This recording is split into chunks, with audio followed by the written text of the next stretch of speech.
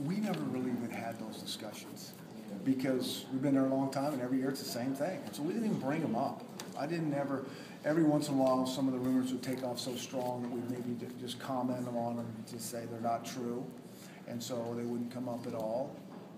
So guys could just, if guys had, were wondering, they'd always ask me, and I'd tell them honestly what was up. But I didn't even our team. I never once talked to our team about, don't worry about that, don't listen to that. We just went about our business, and it wasn't something that we really even thought about. Was there ever a position or an opening that elicited such strong interest that you genuinely, legitimately considered it? There was maybe one, possibly two that, looked at, but nothing at the end of the day that I was, going to leave for. Because how hard was that last meeting with your players there? What was their kind of reaction to it? It was one of the hardest things I've ever had to do. I probably underestimated how hard it was going to be, and they were unbelievably awesome. I mean, both those things surprised me, how hard it was, and then I think they were shocked, like we all were. I mean, even myself. I think there's it's very unsettling. It's shocking at first, but they were tremendous. How were they? Just reaching back out to me and the things that they said and coming back and having a conversation. I mean, there's some guys that I'm sure are, not happy and down about it, and I totally get that. But man, most of them were it's why I like being there so much with those guys.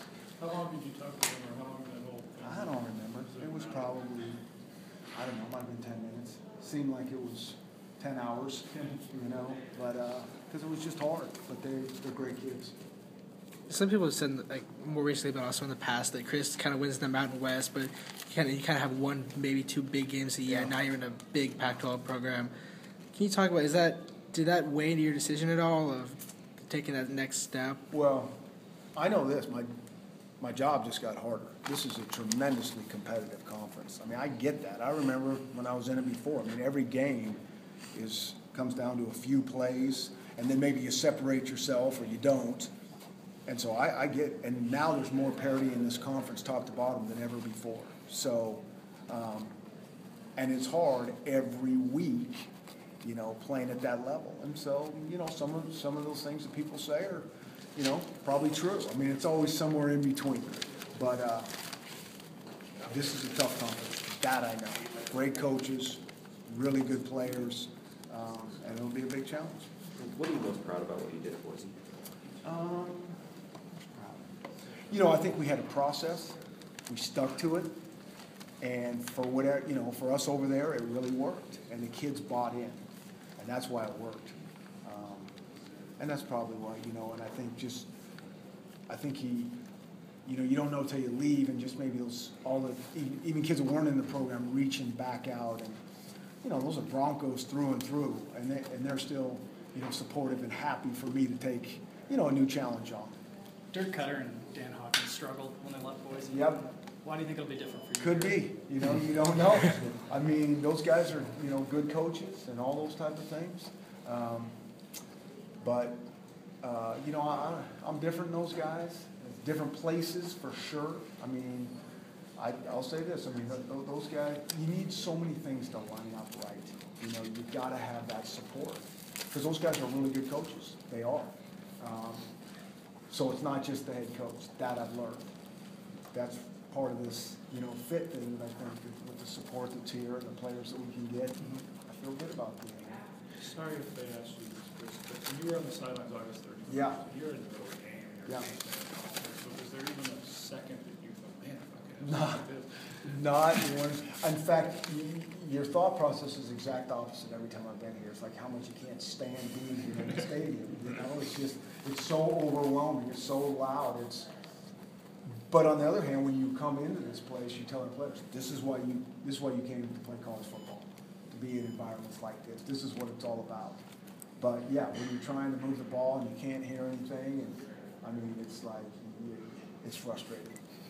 Chris, if you could give the fans kind of some bedrock principles that really have guided you throughout all of this, what would some of those be? Well, I think the main thing is it always comes back to people. It comes back to the staff that you're going to surround yourself with. I mean, that's one of the things that will lose or have lost a lot of sleep on, making sure that I got the right guys to coach these kids, because we really want them to be coached a certain way. And I think there's a lot of good football coaches out there. With all the access that we have internet-wise, pro football, all these things, the guys can be really good X and O guys, but I think you start to separate people in terms of how they're going to treat kids. So that's really important to me. And then secondly, the type of players that we get here, kids that really want to go to school and get a degree from this unbelievable university, that want to do things right, that want to grow, and there's a price to pay to play in this beautiful stadium. I mean, you can't be the normal college student. You just can't. You're going to have to give up things. And so there's a certain type of kid that we want to come here that understands this, and it's our job as coaches to ingrain that in. The first time I heard your name was you were working for Dan, and there was a thing called Pete's Poison. Can you kind of describe what that was? And I don't know what that is, to tell you the truth. It was about your ability to kind of design a play as OC. I mean, that's a long time ago, and we just kind of when I came to Boise, it was a really easy transition in a lot of ways, because Dirk Cutter came from Oregon and put basically that system in over there. And then 2 years or 3 years later, I came over when he left. And so I knew the system. So It was easy for me to pick that up. And then we just continually tweaked it through the years. And I think, we've had some really good coaches right alongside of me that we've, done some creative things. And I just, really to try to keep people off balance. Right. And so now I think it's even harder with all this access that I'm talking about. Right. I mean, everybody just steals everybody's. Right. There's so many good plays out there now. I mean, now the trick is narrowing it down to what you want to be all about, so you're not the jack of all trades, master of none. You still think trick play? I mean, they're unconventional kind of thing? For whatever reason, that's what everybody thinks about Boise State, but when you think about it, I mean, there might be a trick play a game. There could be two, and then you run none the next game. It's going to come down to fundamental football, tough kids, playing hard, and, executing at a high level. The fans, the players, they like to trick plays too, and if they work, that's what everybody remembers. They don't remember running the ball for 200 yards. They remember the double pass. But, that stuff's fun. Yeah. It's fun to do. What's your first impression of the roster, the guys? Well, just from playing against them, I think there's a lot of talent. I do, but I don't know it in detail like I need to know it. And I just, it'll be a process of, figuring out what we got, what we need, and recruiting our tails off as we go forward. Their old coach left so suddenly that guys like Bishop Sankey and you really just gave counsel on the NFL. Right. Did you then step into that role now? Well, I'm certainly going to talk to them, but again, I want them to kind of know what we're going to be all about here. But those guys, they have their families. They're going to have to everybody's going to make what the decision's best for them is. And, if a guy's on the fence and how's this going to be, I think they're going to like it. I think they're going to like it here. This process is hard, and I think it's our job as coaches to make sure that we enjoy this thing, even though we're going to work our tails off.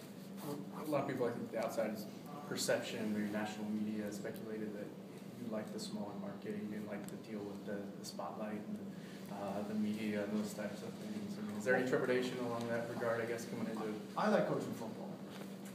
It's not that I don't like the media. I like coaching football, and this comes with the job.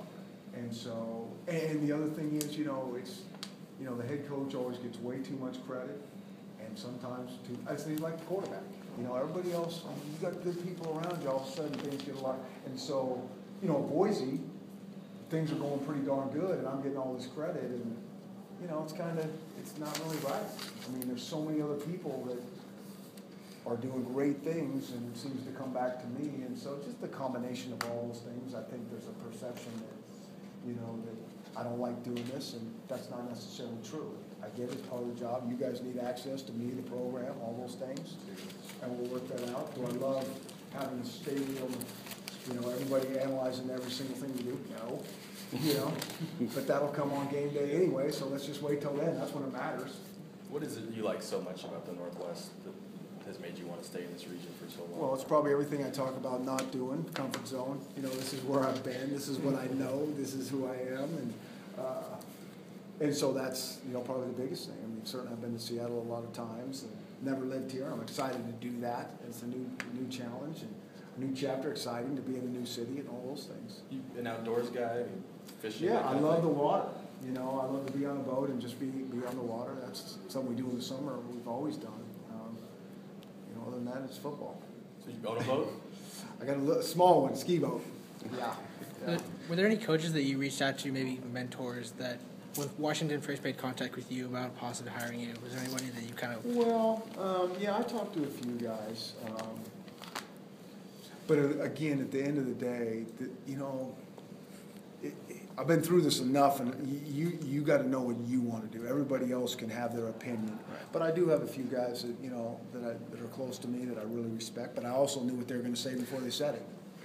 And normally when a coach leaves, there's a lot of bitterness. Yeah. On your end, it's been kind of the exact opposite. People have Yeah. gone out of their way to say nice things about you. I mean, what does that mean to you? You know, it's kind of strange when you're reading all this. It's almost like you died or something.